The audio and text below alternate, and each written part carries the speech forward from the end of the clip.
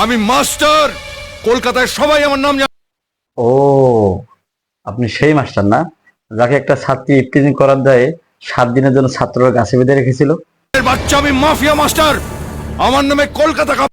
ও, আসলে হয়েছে কি, আমি কলকাতার বাইরে পঞ্চগড় থাকি তো, তাই অত দূর থেকে কলকাতা শহর কাঁপলে আমি ঠিক বুঝতে পারি না।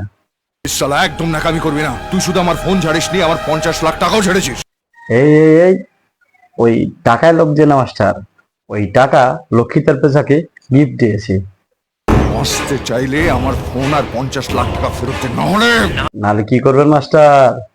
আমার ফোন আর টাকা ফেরত দে, আমি তোকে ক্ষমা। আহা গো, আপনার মতো মানুষ হয় না, দয়ার শরীর আপনার। আপনি একটা কাজ করুন না, এত দূরে যাওয়ার কি দরকার আছে? এখানে নেটওয়ার্কও ভালো আছে, আপনি ফোনে ক্ষমা করে দেন, ব্যাস, আমরা চুকে গেল। এখনো আমি তোর সঙ্গে ভালোভাবে কথা বলছি, তুই চিনিস। আমি আপনাকে চিনি, কিন্তু আপনি আমাকে চেনেন না।